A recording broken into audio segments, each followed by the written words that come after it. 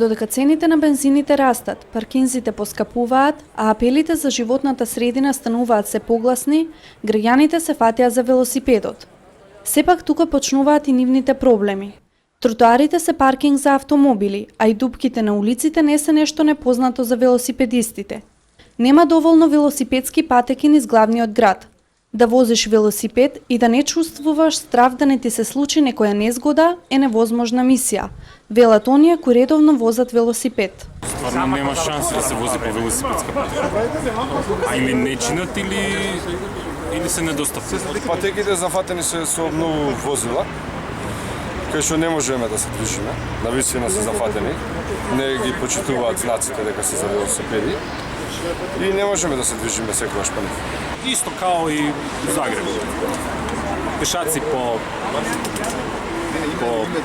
стази, автомобили по бициклистичкој стази, пешаци по улици чак. Така да не е ништа различно. Два пати му имам влезено на луѓе кои отвориле врата од кола на семафор.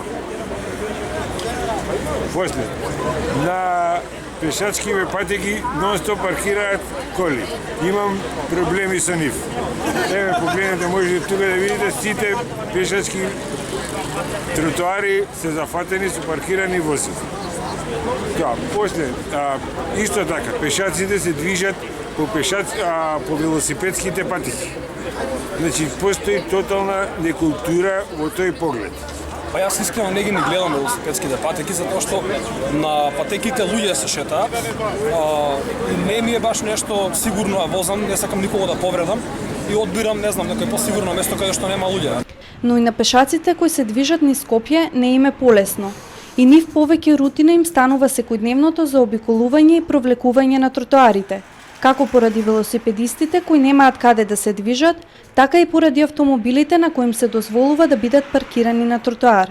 На улица треба да се качуваме нагоре, надоле, осмици правиме и нема да видиме стари луѓе, нема да видиме некоја кола ке наперне и готово.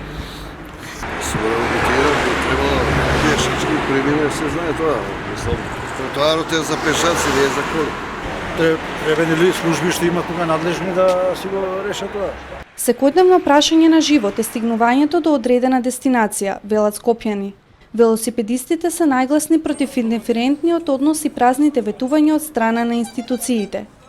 Со цел да слушнат за нивните проблеми, групата на Точак почна да организира заедничко возење велосипед низ Скопје, а критичната маса, составена од 50 на велосипедисти, јавно проговори за проблемите со кои тие секојдневно се соочуваат.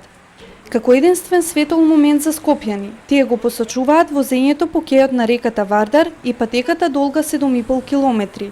Но велат, ова е малку за милионски град, каде велосипедите стануваат се поважно превозно средство.